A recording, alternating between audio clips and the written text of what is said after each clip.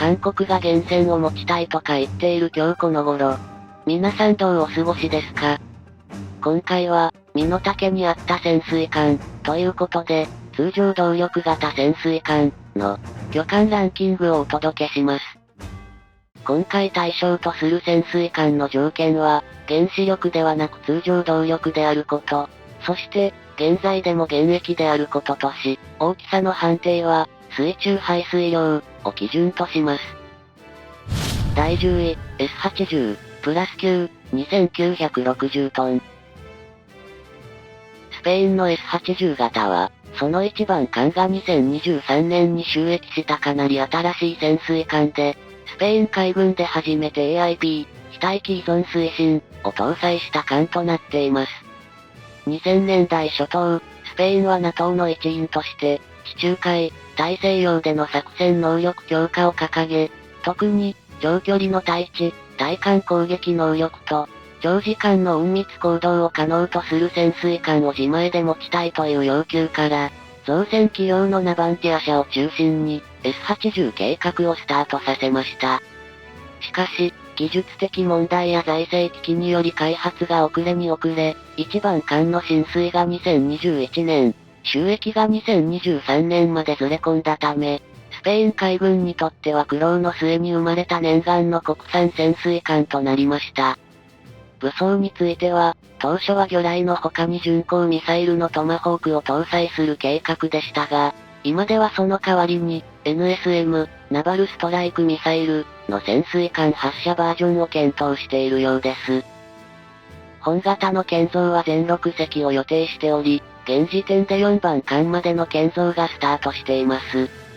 しかし、本型の建造には多くの外国企業が技術支援し、なおかつ開発が遅延したこともあり、その単価が増大し、1隻あたり1500億円と、日本の最新潜水艦である、大芸型の2倍にも達する高級品となりました。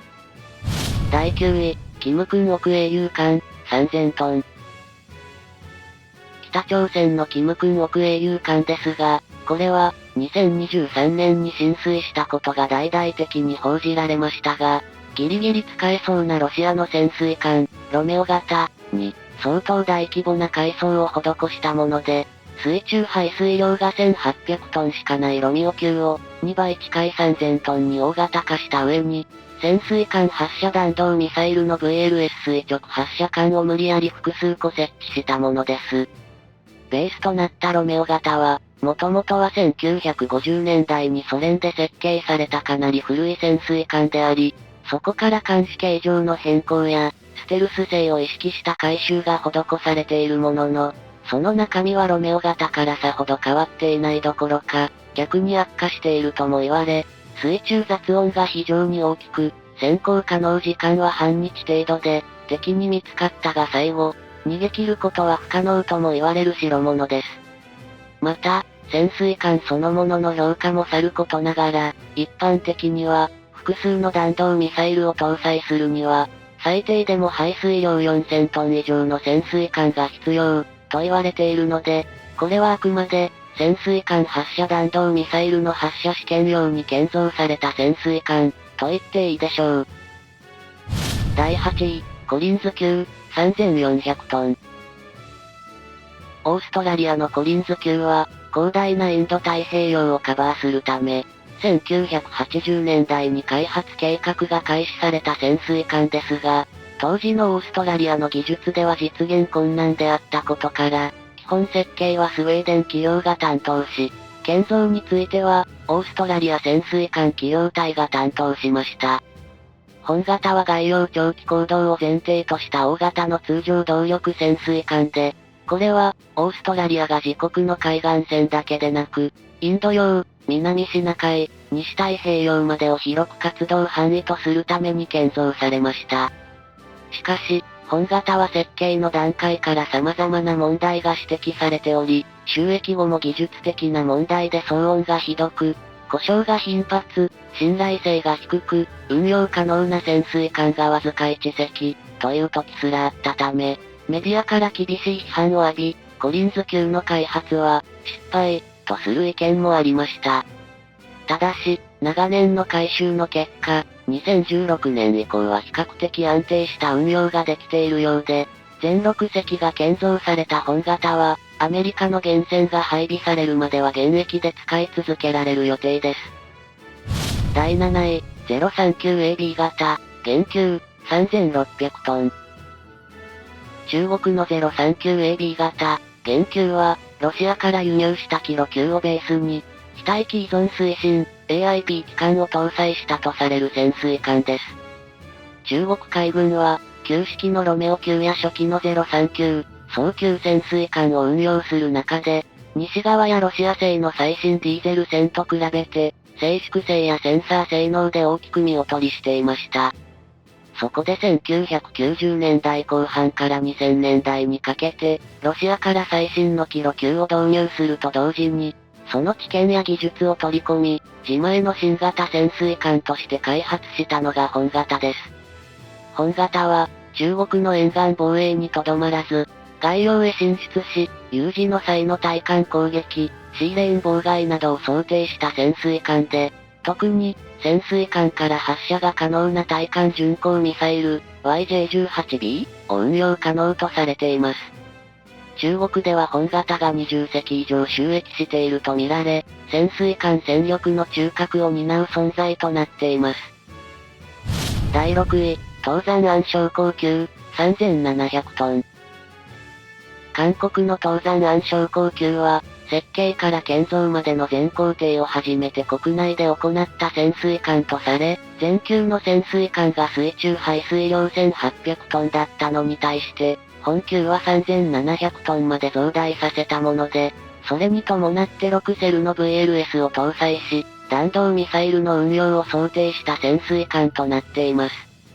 とはいえ、核を持たない韓国が、通常動力潜水艦に通常弾の弾道ミサイルを搭載したとて、その反撃力はかなり限定的であり、なおかつ原潜に比べて潜航時間の短い通常動力潜水艦では、長期間海中に潜むことが難しく、必要な時に報復を行えない可能性があることから、核を持たない通常型の弾道ミサイル潜水艦の保有が疑問視されています。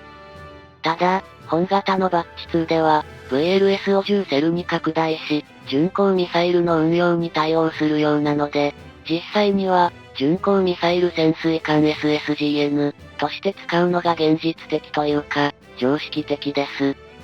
まあどっちにしても、韓国が対北朝鮮向けにこのような性格の潜水艦を持つ意味はないので、日本を意識して作ったのは間違いないでしょう。第5位、キロ級、海キロ級、3950トン。ロシアのキロ級は、ソ連時代に開発された潜水艦で、その改良型である海キロ級については、ロシア海軍と輸出市場向けに近代化した発展型で、静かで扱いやすく、対艦や巡航ミサイルも発射可能な潜水艦となっており、キロ級を含めると、中国やインドなどでは10隻単位で調達されています。本級の主な任務としては、沿岸や内海での哨戒任務をメインとしていますが、魚雷発射艦からカリブルシリーズの対艦ミサイルや、巡航ミサイルが発射可能で、これにより、魚雷による待ち伏せ攻撃の他に、敵地を長距離から攻撃できるプラットフォームとして、未だに西側からも警戒される存在となっています。ちなみに、本級はウクライナ戦争への投入も確認されており、黒海艦隊所属のキロ級から、カリブル巡航ミサイルによる攻撃が行われました。第4位、親潮型、4000トン。さて、やっと日本の潜水艦の登場です。自国の潜水艦については多少詳しく解説を入れたいと思います。日本の親潮型は、海上自衛隊が1998年から運用している現役最古参の潜水艦で、艦の形は前級の春潮型から刷新され、従来型で採用されていた類敵型ではなく、葉巻型が採用されています。流体力学的な合理性では、これまでの類敵型にわずかに劣るものの、通常動力潜水艦が活動する低速度では、それほど差はないとされ、親潮型以降は葉巻型となっています。これは、より深く潜るための耐圧性の観点や、魚雷発射管のレイアウトの最適化のために、葉巻型が適しているとされたことによります。また、親潮型では、この他にも隠密性の向上や新型ソナーの搭載など、新機軸が多く盛り込まれ、当時の潜水艦の一つの到達点と評されるほど、優れた潜水艦となりました。本型開発のきっかけとしては、1983年の海上自衛隊への P3C 哨戒機の部隊配備で、これは後に P3C ショックとも呼ばれるようになりますが、優れた潜水艦探知能力を持つ P3C 哨戒機によって、航空対戦能力が劇的に向上し、同年の海上自衛隊演習では、深い位置まで潜り、推進機を止めた状態であっても、探知、撃破されてしまうなど、潜水艦部隊にとって、予想外の事態になりました。この出来事が、潜水艦部隊に、水中放射雑音の低減が最優先課題と意識させ、親潮型の開発に拍車をかけることになりました。本型は全11隻が建造され、2隻が退役、さらに2隻が練習艦へと監視変更されましたが、残る7隻は未だに現役となっており、大芸型に置き換えられるまでは、もうしばらく日本の海を守ることになります。第3位、双竜型、4200トン。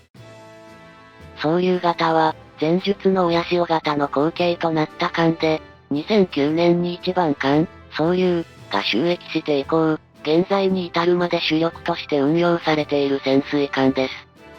前級である親潮型との大きな違いは、非待機依存システム、AIP の搭載で、この非待機依存システムにはいくつかの種類の方式がありますが、海上自衛隊の潜水艦で使用している仕組みは、あらかじめ艦内に液体酸素を搭載しておき、それを気化して得られた酸素と、燃料であるケロシンの燃焼熱をシリンダー内のヘリウムガスに伝え、このガスの膨張と、海水冷却による圧縮の繰り返しによってピストンを動かす、いわゆるスターリングエンジンによって発電機を駆動し、その電力でプロペラを回しています。ちなみにスターリングエンジンは、水中航行時間の延伸を狙ったもので、あくまでも補助動力としての運用となるため、エンジンの出力は低く、低速での省エネ航行しかできません。よって、高速を発揮する必要がある場合には、従来の通りディーゼル機関が使用されます。本型は、AIP の搭載のデメリットとして、非待機依存システムの搭載で艦内スペースが圧迫され、前級の親潮型と比べて居住空間が悪化しており、双竜型の11、12番艦では、非待機依存システムは廃止されています。その他に、外見上の大きな違いとしては、艦尾の舵が、十字、から、X 型、に変わっており、従来、艦の進路を変える際には、左右方向を制御する垂直舵と、上下を制御する水平舵による十字型舵を採用してきたのに対し、双竜型ではこれらを45度ずつ傾けた形状の X 舵を採用しており、4枚の舵すべてに上下左右の役割を担当させています。この方式は機動性に優れるほか、舵面の1枚が損傷しても他の3枚で保管できることから、冗長性にも優れ、また着底、鎮座、接岸時にも舵面が損傷しにくいというメリットがあります。本型は、計12隻が建造され、日本の主力潜水艦としてもうしばらくは活躍することになります。第2位、大芸型、4300トン。続いては海上自衛隊最新の潜水艦、大芸型、です。大芸型は、海上自衛隊が2022年から運用を開始した最新の通常動力潜水艦で、建造は2017年に開始され、現時点で4隻が就役、今後も親潮型の退役に伴い、年1隻のペースで建造が続けられる予定です。本艦の形は双竜型と同じで、基本的な設計についても同様ですが、大芸型では、前級の双竜型の目玉であった、AIP、非待機依存システムが廃止されています。これは、1997年より開発着手されていた次世代の電池である、潜水艦用リチウムイオン電池が完成したことが大きな理由です。これまで非待機依存システム、AIP が必要だった大きな理由として、スクリューを動かすための鉛蓄電池の容量が少ないため、非待機依存システムによって発電し、こまめに蓄電池に充電する必要がありました。しかし、リチウムイオン電池の完成によって、一度の航海で必要な電力をあらかじめ蓄えることができるようになったことで、非待機依存システムは役割を終えました。それによって、総流型で悪化した居住空間は改善され、女性用寝室の確保など、女性自衛官の勤務に対応することも可能となりました。さらには、新型ソナーの採用により探知能力も向上し、対中国という点では相応の抑止力を持ち、核を持たない日本にとって、ある意味では戦略的な兵器と言えるかもしれません。第1位、32型、新旧、6630トン。第1位は、中国の32型、新旧潜水艦です。本型は、世界最大の通常動力型潜水艦と言われ、2010年に進水、2012年に海上試験を完了し、2012年末に就役した試験用の潜水艦です。これまでに、内燃機関魚雷、特殊部隊用区画、水中無人機、新型 SLBM、新型巡航ミサイル、新型対艦ミサイル、新型サム、新型脱出ポットなど、様々な新技術の実験台となっており、次世代の潜水艦開発に欠かせない実験艦となっています。本型の船体前方には4機の VLS を搭載し、これは、各種対艦ミサイルや巡航ミサイルの試験用で、大型の艦橋、セールには、潜水艦発射弾道ミサイル、SLBM の VLS が装備されており、95型や096型原子力潜水艦など、次世代潜水艦開発になくてはならない存在となっています。本型は全長についても最大クラスで、おおよそ92メートル台とされており、第2位の大芸型の84メートルと比べてもさらに大きく、このような大型の艦だからこそ、将来の原潜や通常動力潜水艦に乗せる新装備を、余裕を持って試験搭載できる艦となっています。ちなみに、本型は試験型潜水艦という世界でも稀な存在であり、その建造数は1隻のみで、これまで、そして今後の中国の潜水艦開発において、かなり重要な潜水艦であることは間違いないでしょう。よろしければ、ハイプ、いいね、チャンネル登録、をしていただけると動画作成の励みになりますので、どうぞよろしくお願いします。